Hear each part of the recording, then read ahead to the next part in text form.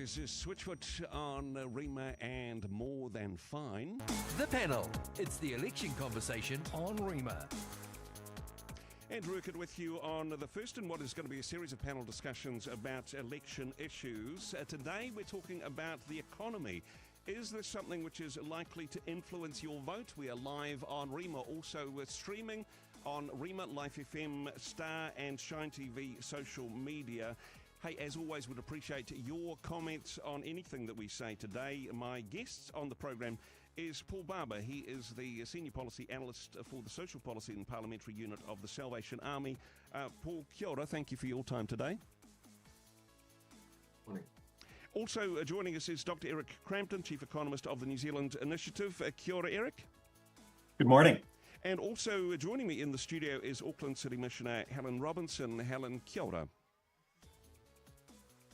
Firstly, Paul, if we can go to you, talking about the cost of living, this is probably the key issue this election. Many people, of course, are doing it tough around the motu, although some people doing it tougher than others, perhaps.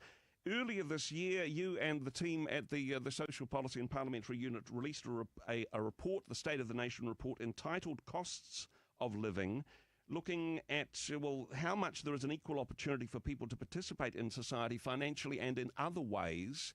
When you're talking costs of living, broader than just the dollars, Paul. Yeah, kia ora, yeah. That was the key theme for us in this year's State of the Nation report, is recognising that that it is a time where those who are on the lowest incomes, those on the margins, are feeling the pain the most from the rising cost pressures. But yes, we wanted to draw the fact that when we're talking about the costs of living, when we don't just mean those what you're paying out in the supermarket and that, but also the wider social impacts that reach across our communities through the stresses that come with economic pressures. And also that is part of the pathway towards a better society. So we're talking really about the stresses of people trying to get by with low incomes, trying to meet daily costs, facing increasing indebtedness, especially for those who are on the fixed incomes and have limited options to access finance. We're looking at the cost of housing, but seeing that from the perspective, when we look at the cost of living, we begin with the communities and the people that we're working with in the Salvation Army. We work with around 150,000 people every year, and they're people who are facing a lot of pressures in life, and we're looking for economic and social solutions that work for them, because we know what works for those most in need will work for all of us. And they're also the people suffering the greatest harm from rising costs of housing, rising costs of basic food, of energy, and so forth. So we look for solutions that are focused on how to lift people out of income poverty, how to bring people's access to a better quality and more affordable housing that they're most likely going to have to rent or access through social housing. And look at those stresses that are falling on particularly younger people. One of the real headline things that came out of our work this year is just how the young people are feeling that mental distress from the social and economic pressures on them. And with 1 in 4 people in 19 to 24 age group reporting high to moderate to high levels of mental distress, that's a real sign of our need to get beside people in many ways. Now, one of the challenges, I suppose, from an economics point of view, is it is difficult to help those struggling. It's difficult for a government to help those struggling without increasing inflation. I mean, throwing money at the problem literally becomes the problem, and that cycle continuates. Eric, bringing you in on that topic, attempting to get inflation under control, I mean, that just pushes up interest rates, and now everybody's worse off, right? Well, it's a shame that we've gotten into this spot, right? So the Reserve Bank's one big job that nobody else can do is keeping inflation between 1% and 3%. Yep. And its response to COVID was a little over the top. It made sense in March 2020 when everybody was expecting massive amounts of unemployment. And while it moved to reverse course faster than some central banks, it moved larger than other central banks and needed to have pulled back a little bit more quickly, because it is obvious a little earlier here that we weren't heading for economic disaster in that way. So instead, inflation is blown out. That has a few effects. It's obviously hitting cost of living, because that's kind of the nature of inflation, right? It's just a generalized rise in prices. But while benefits can increase with inflation and wages increase with inflation, one thing that hasn't been increasing with inflation is the income tax thresholds. So currently, even job seeker benefit is about $17,000. Well, 14,000 is the bottom tax bracket. Wow. So you've got people on job seeker benefit who are pushed into the 17.5% rate who should have been in the 10.5% rate, because those have not been adjusted since 2010. Accumulated fiscal drag since then, the bottom tax threshold should be about $19,000 if it had been keeping up with inflation from 2010. The 48,000 one would be up to about 65. The 70,000 one would be up to about 95. So governments like to get a lot more money in as revenues without having to go to Parliament to ask for supply, just by letting inflation do the job for them. But it's tragic, right? It takes money directly out of people's pockets. And the really annoying bit is, like, you see Labor talking about things like taking GST off of fruit and vegetables to leave people with more money to spend on fruit and vegetables. Well, the assessment on it was like $210 a year for the average household. Well, just moving the $14,000 tax band up to $17,000 would give you the same amount of money. Okay. Hey, look, and that would, we'll get more specifically into taxes in just a moment. I mean, all good points. But it factors into cost of living, right? It does. That's why I bring it up there. Yeah. At the same time, housing is insane. It's less of a let's give more accommodation support and more of a let's fix housing supply, because the worry that economists have on this is if you don't get supply right, you just wind up making rents higher. Yeah. Now, just wanting to, I suppose, broaden this out a little bit, because with the boosting interest rates, in some ways that's just spread the poverty burden, hasn't it? I mean, we've got homeowners now who can't afford their mortgages. We've got increased interest rates, which are affecting whether or not businesses have the capital to invest. Technically, we're in a recession, but honestly, is that working? Is a technical recession what it needs to turn the economy around, to take the gas pedal off the cost of living crisis that we have? Open to comments from anyone on this one. I'll just jump in at this. The whole point of policy is to reduce aggregate demand, right? So the economy has been overheated. We have too much money chasing after too few goods. Pulling back on some of that demand, both by having the central government pull back on spending, would be nice, but that's the whole job of the Reserve Bank, right? Getting everybody to spend less because there are fewer goods in the out and about than there is money chasing after it. So that's policy doing what it has to, given the prior failures. Paul, you wanted to comment on that as well?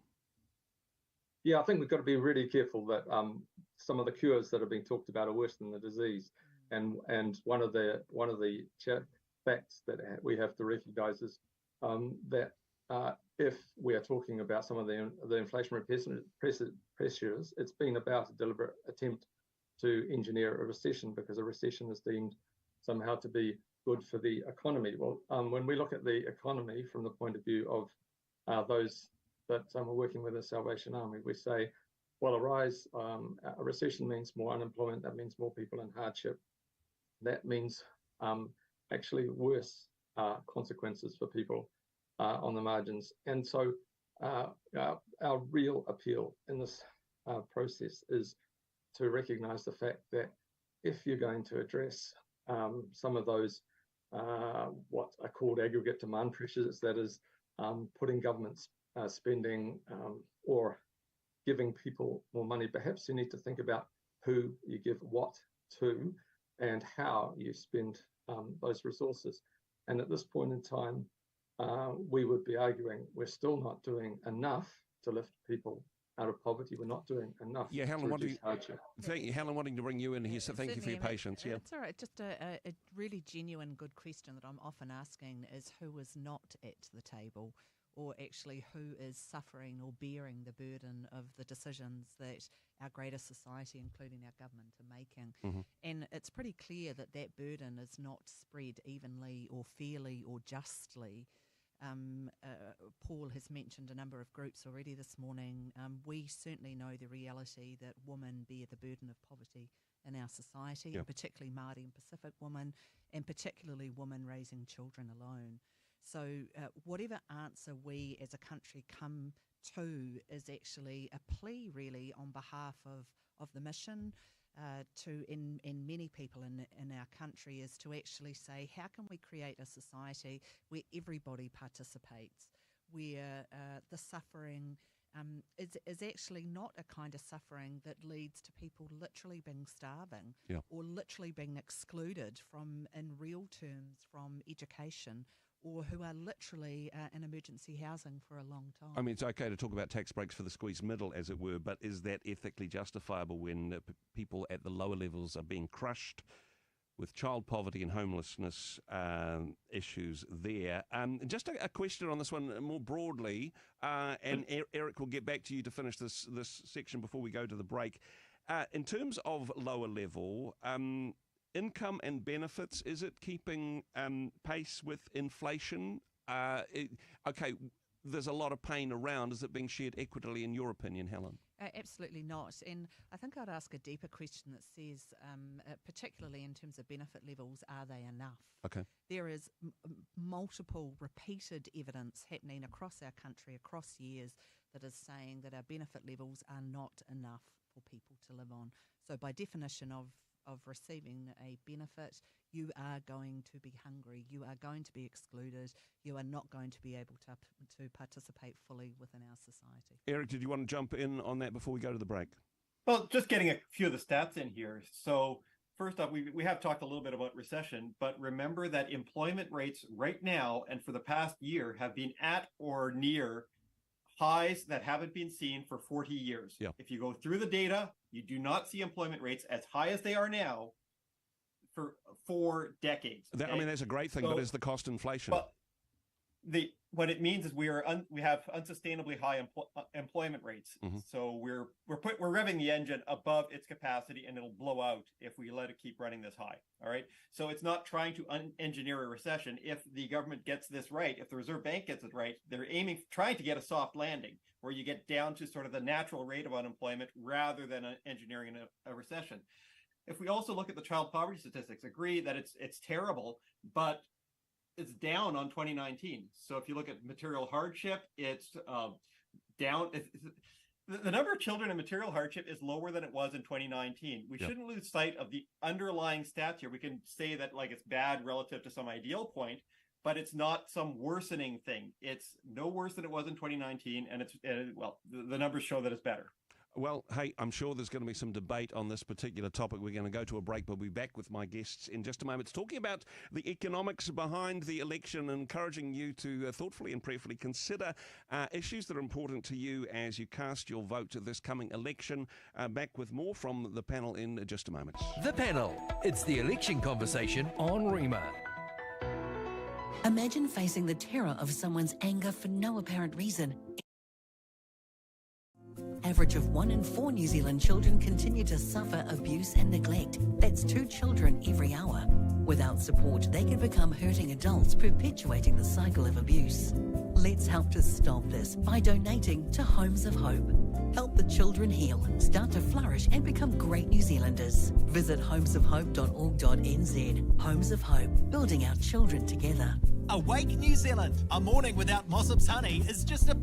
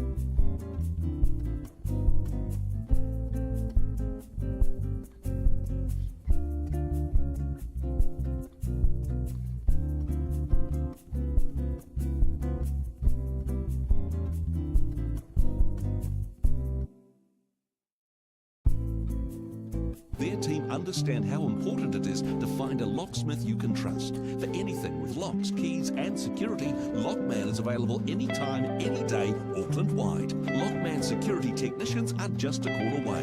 Call Auckland's mobile locksmith, Lockman, 0800 562 593. I lost my hair at the end of November. It felt like everything was going wrong. Every week.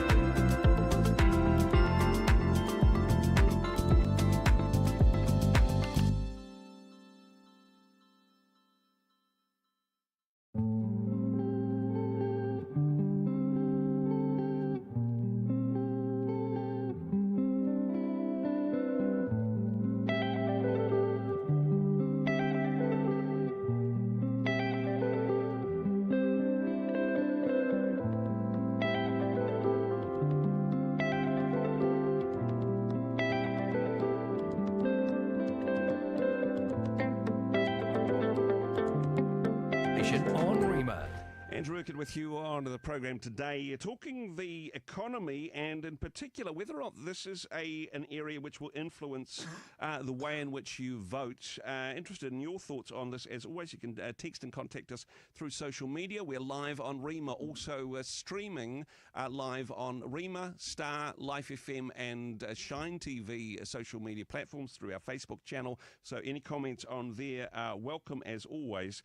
My guests on the program, Auckland City Missioner Helen Robinson. In the studio with me, we have Paul Barber from the Social Policy and Parliamentary Unit of the Salvation Army. He joins us by Zoom, and also Dr. Eric Crampton, Chief Economist of the New Zealand Initiative. Thank you, guys, again for your time. Eric, starting with you this time and wanting to talk taxes, because honestly, all other government policy rests on this issue. Whatever is promised in these campaigns, they're going to have to pay for it somehow, and that involves taking money off good people like you and me.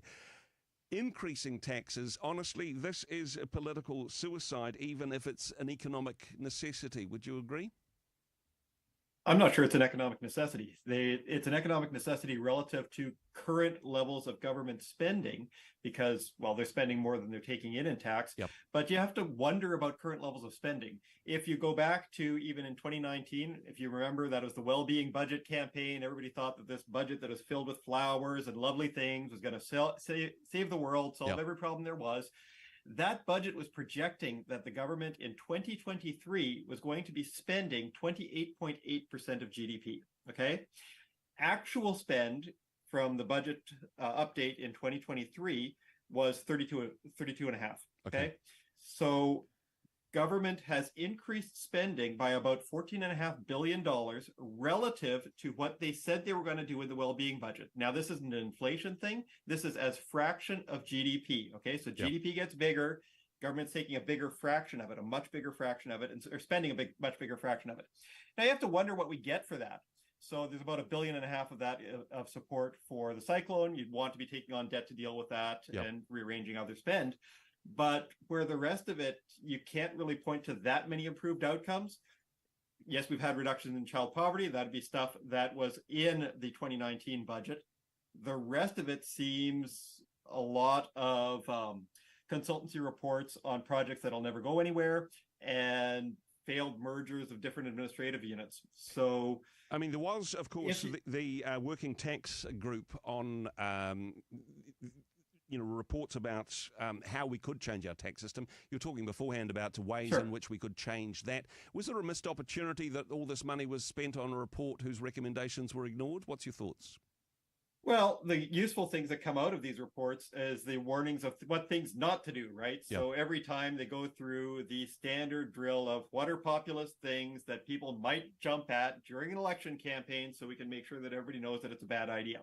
And one of them was the useful report on GST, reminding everybody how GST works and the perils of trying to muck around in it by exempting things. I don't know if they had particular foresight of what Hipkins would wind up promising this go round, but they rehearsed all of those arguments, and that was useful. In this one, there was a slight majority in favor of putting in a capital gains tax. In the prior tax working group, there's a slight majority against putting in a capital gains tax.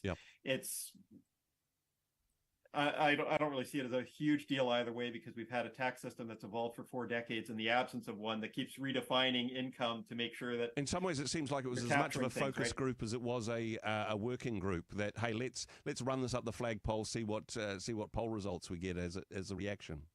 Oh, for GST on food, for sure. Yeah, that was entirely focus group driven. They figured that it would get them a boost in the polls. But as much as you might like the extra $210 or thereabouts from taking GST off of one thing, remember that GST systems that are full of holes collect a lot less revenue. It leaves government with fewer opportunities to do things that you might want them to be able to do. It's not particularly equitable because people like me who are on higher incomes and spend a lot more money on everything, well, we spend more money on the things that would be GST exempt as well. So we get a disproportionate benefit from it. And one hole begets another. Whenever you look at international tax systems, they're all riddled with these things. And what it means is that to raise an amount of revenue equivalent to the size of the economy as New Zealand's GST, Hungary has to have a GST that's about 28%. Wow. Okay. They raise about as much money through their GST as we raise through ours, but at a much higher rate because they've got all these silly exemptions through it. It's great for the lawyers and accountants who, well, have to waste their lives arguing the cost. And hey, lawyers and economists and accountants are part of the economy too, so no judgment there. Helen, wanting to bring you in on this one. I mean, cheaper food, particularly cheaper healthy foods. I mean, you're involved with your team running one of the largest food banks in the country. Cheaper fruit and veggies, is that a good place to start, or is it a little bit of a sparkly treat to distract us in the election? There's a whole series of comments and questions, and I genuinely want to answer your question by going no, yes, or yes, no. So anything that supports people to access good quality food that makes it more accessible, I would want to support. The reality is that the people that we are dealing with, so we have 50,000 families or 50,000 food parcels we distributed in the last financial year. Every one of those feeds a family of 4 for 3 meals for 4 days. So we're talking hundreds of thousands of people here in Auckland who don't have enough money for food. That the families who are coming to us, who are predominantly, again, single women raising children alone, have $20 or $30 a week to provide food for a family of 3 or 4. So the removal of GST on food on one level is great, but actually this is not going to feed a family that is genuinely hungry. Slightly problematic at all, removing it from perishable goods with variable pricing on it. It's going to be ridiculous to even manage, really, isn't it? And incredibly complex. Now, what I do want to affirm is that it's raising in our national consciousness and understanding that hundreds of thousands of us, and we believe about 20% of New Zealand, does not have access to enough money for food. Yeah. So what actually are we going to do as a country to ensure that all of us are fed well, sustainably, and deep into our future? Look, I wanted to ask you another question in particular about, I suppose, the mood of the nation as you see it, because as we mentioned at the beginning, for a lot of people we are doing it tough, although perhaps some more than others. You are, of course, a charitable organisation based on philanthropy as well as a bit of government funding, but do you feel that there's a public mood to be more generous to those who are perhaps on lower levels of poverty, even given the impact of the cost of living crisis on the squeezed middle, as it were? Or honestly, is it more, hey, we've got to look after our own interests now? What's your experience? New Zealand is a funny culture. I often experience it as many things happening at once. So one of the privileges I have of being part of the mission is I literally get to see the generosity and compassion, particularly of Auckland, but New Zealand more broadly, on a daily, if not hourly basis, very, very genuinely. And in my 10 years at the mission, I have not seen a drop in that sense of generosity. Wow. And I'm incredibly proud of us for that.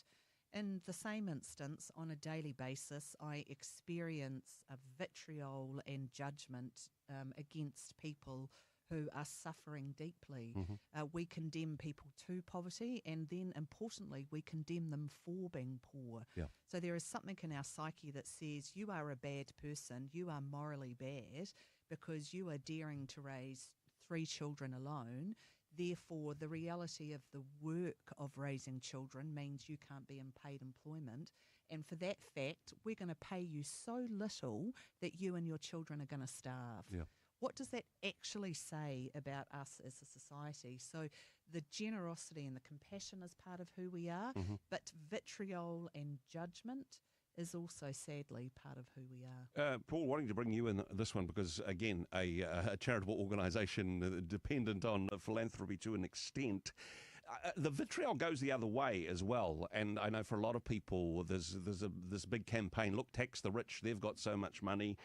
Is this just envy politics in your point of view, or is there a case for more tax for the wealthiest New Zealanders? What's your view?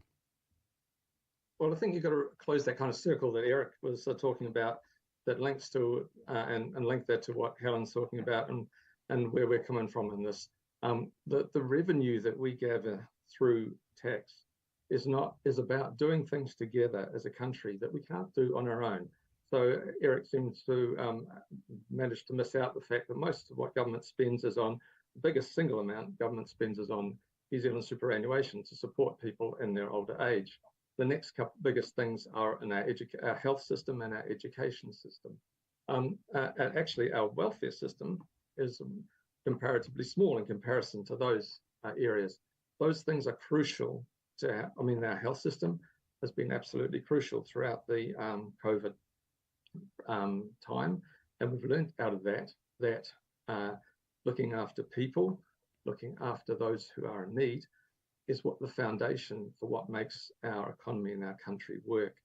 Therefore, if we need to gather that revenue, it's really important to have a good discussion about how we gather that revenue. And talking about income tax and GST misses the whole area that was addressed by the most recent work on tax in New Zealand, that looked at the capacity of those, the wealthiest amongst us, to have a fair share of the necessary revenue gathering. So yeah, if we want to look after those who are most in need, and we have a whole bunch of people who really still need more support, Eric's right, we've reduced child poverty in New Zealand precisely because we've used government revenue to lift the incomes of those who are most in need, and that's the 210,000 children in welfare households, for instance. We have been fortunate to have high employment, low unemployment, and to suggest that the fact that we've still got 100,000 people registered unemployment, a couple of 100,000 who would like a job but can't get one, to say that's too many people employed, we've got not enough unemployed, I find that a really bit of a sad indictment of how we approach our economics. Yeah. So we really need to think pretty hard about who pays the cost and who can make a better contribution to our collective well-being.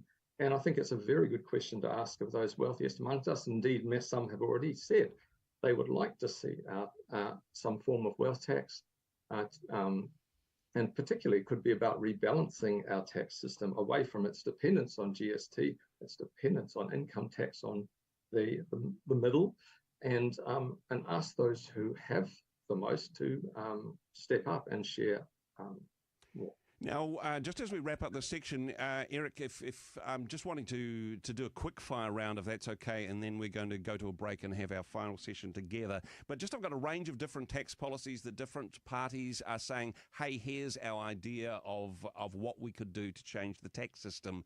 Now, from each of you, for each of these tax ideas, I'm wanting a yes or no, a thumbs up or a thumbs down, or as briefly as possible so we can get through the list. Does that sound all right?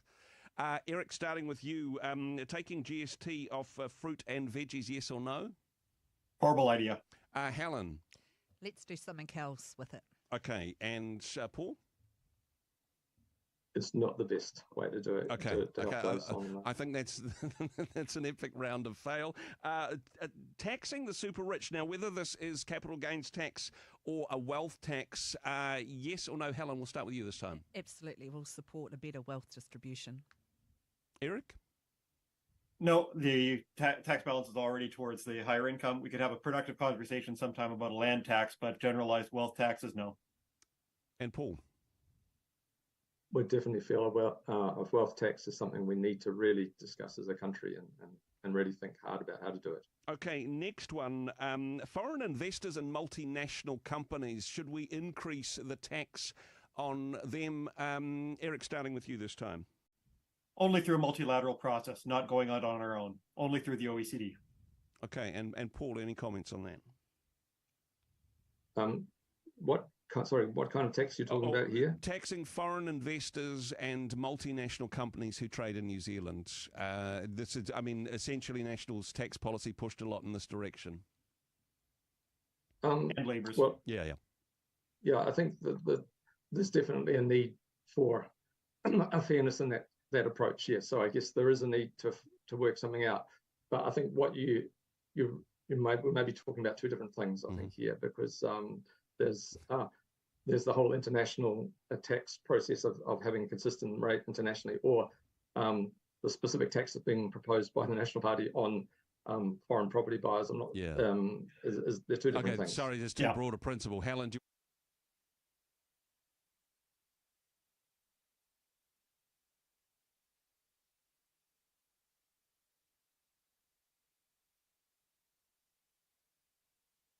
Up to a certain level of income, pay no tax. Would you be in favour of that? Anything, again, that appropriately supports better wealth distribution, I'll support. Paul, your thoughts? A tax-free threshold is great, but you've got to realise it goes to everyone. So you need to think about how you structure your tax system to pay for it. So yes, that will help those on the margin if you can fund it. And Eric, finally, on that one. I'm ambivalent about it. You can structure a benefit system around the existence of tax at a $14,000 rate or around its absence. It's all in dot. It all ties together, right? It's a simultaneously decided thing. Well, guys, a surprising amount of agreement on the topic of taxes from the three of you. We will be back with more, continuing to talk about the economy and the sorts of things you may want to consider when deciding where to cast your votes, in particular if the economy or the current cost of living crisis is something which is affecting you. Probably one of the key issues this election year. Back with more from the panel in just a moment. The panel. It's the election conversation on Rima. Multimag, a testimonial from Mary. I found Multimag effervescent powder easy to take with a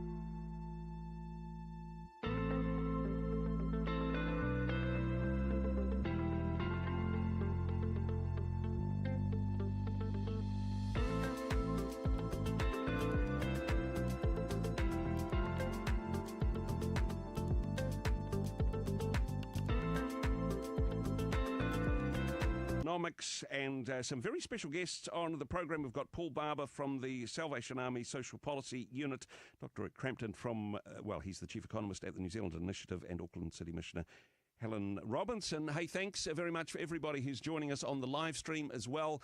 You can, of course, put your comments or questions there, live streaming on Rima, Star, Life FM and Shine TV, and, of course, broadcasting live on Rima as well. Now, getting towards the end of the conversation, one of the things that, it seems that there is cross-party support for, one of the few economic policies that all of the parties think, yes, is a good idea, and that's improved financial literacy, teaching young people in particular how to be better with their money. Helen, wanting to get your comments on this first of all, is this realistic, or is it patronising to say, hey, we can help the poor by teaching them how to be better with their lack of money? What's your thoughts? So there's a both and answer here, I think, how we as a society can together more broadly grow in our financial literacy as individuals and as a collective, from my point of view, can only be a good thing. So I think that's the first kind of context statement. Secondly, to very specifically answer your question, the thousands of people that we are seeing on a weekly basis do not need financial literacy. What they need is more income. This is very, very clearly a game of income and against expenditure. And if your expenditure is more than your income, this is not about budgeting or literacy. Then the only kind of codicil or separate point that I would put to that is that we have created systems all over that are highly legalistic. Yeah. And when you are in a space or an environment where you literally over time do not have enough money, it is always a good thing to get help. So overwhelmingly, believing that poor people are poor because they don't know how to budget is just literally inaccurate. Yeah. Okay. Now, Paul, wanting to get your comment on this one. As well as raising taxes, of course, another way the government can get money is to borrow it, and that's something which they have done particularly since COVID. However, some would say that government borrowing is becoming part of the problem, borrowing money to pay for their election promises, particularly, the burden of debt for average New Zealanders. And, I suppose the real cost of living beyond our means. This is something which I'm sure you experience in your work at the Salvation Army. Well, yes, we're working every day with people who, as Helen says, their means are not sufficient to meet and they seek help and often need to come for support. And financial mentoring services are a big part of the work of the Salvation Army. And I guess the key message out of that work is, as Helen says, you can't budget if your income is simply inadequate. Yeah. If we were running our society in such a way that we could demonstrate that people were receiving an income that is livable, that would be enough for a decent standard of living, then we can really have a discussion. However, it is important that we support people to try and avoid getting into debt, to have better financial literacy, and education around that is crucial at all stages in life. I think I'd like to point out, and one of the experiences we have in our work and our advocacy, is that our financial system has become more and more complex as our society has deregulated areas, and the relentless creativity of the finance sector in developing new products means that there are new pitfalls emerging too for those who are in need. And I think this is one area where we really need vigilance about. We've had a really successful attempt to improve our credit laws to make to basically put payday lending out of business. But there are always other areas of high cost, dodgy insurance, like car insurance, or dodgy ways that finance is done. Even and the new products such as buy now, pay later, those are all things that in certain contexts can be useful, but they can be deeply problematic when you don't have enough and this becomes your only option. That's fine. Even I suppose the Aussie banks, as you were saying before, Eric, the accountants, the lawyers, the economists, the Aussie banks, they're getting rich. But honestly, just as we're coming to a close here, is it possible, in your view, for us to grow our way out of our current economic woes? Things like wealth creation, investment, measures of productivity, those sorts of things. Of course, course, if our economy grows, that leads to a bigger tax take without having to go deeper into people's pockets. Do you believe that's a realistic strategy in this current climate? I think there's a good way of doing it yet through housing supply reform. So Labor made some really good moves as part of its urban growth agenda to free up some aspects of land supply so that you could get more density in places where people want to live. They've made an attempt to free up infrastructure funding and financing to get some of the tools to support infrastructure growth. Unfortunately, it's the Infrastructure Funding and Financing Act doesn't quite get us there, and Labor forgot to ease growth constraints at city fringes. So while Auckland apartments were able to get a little bit more affordable, overall housing is still insane. So whenever we're talking about cost of living issues, it's after tax, after housing cost, money that you've got left over, right? Yeah. And if housing just eats everything else that the government does or everything else that the economy does in improving productivity just gets eaten up in housing costs. There was a neat paper that came out in the National NBER Working Paper Series, David Card, showing that because of city constraints in the US, productivity improvements there just turn into land price appreciation in the cities that are constrained. And we've got the same problem here. We can grow our way out of that if we get rid of the restrictions on building housing in places where people want to live. And that would let productivity growth turn into real after tax, after housing cost, disposable income improvement, rather than just land price appreciation. It's incredibly important. It's foundational for everything else. Instead of productivity, we've got a housing market in that regard. Hey, look, we are just about out of time, but I just want to do one more quick round. And, okay, apologies in advance that this is going to be really simplified. But from each of you, what I would like is what you believe is the one key economic issue, the most important economic issue that people should consider when deciding who to vote for. Helen, could we start with you? Housing. Housing. Eric? Housing. And Paul? You don't have to say housing. We're a wealthy country. We can afford to look after everyone in this country. And the one thing we need to think about is making sure that everyone has a livable income in this country. Guys, really appreciate your comments, your wisdom, your insight on what has been a complicated matter, and thank you for bearing with me as we've played hopscotch on the economic minefield and tried to cover a wide range of information in a short period of time. I do know that this will be helpful to our listeners in terms of helping them to make an informed and prayerful decision. As we go to the polls, we get to have our say. Hey, we may not be economists or financial experts, but we are, of course, impacted by the economic policies of, the next government of Aotearoa, New Zealand. Thank you so much for the work that you do. Eric, you mentioned off air beforehand, if people wanted to go a little bit deeper into some of the stats and information, and Paul, I know that you guys have got some information on this as well, but if you guys wanted to share web resources, where can people go to find out more? Everything that we have is on our website. I'd also encourage checking the child poverty stats either with the Salvation Army or with Stats New Zealand. Just go to the SNZ website and look up child poverty. You can get the material deprivation figures right there. And of course, Paul, salvationarmy.org.nz. There's a whole bunch of the key issues and policy areas that you and your team have unpacked. Guys, again, thank you once again for being on the program. Thanks for being on the panel today. Thank you for having us. Thank you. Thanks, Andrew. The Panel. It's the election conversation on Rima.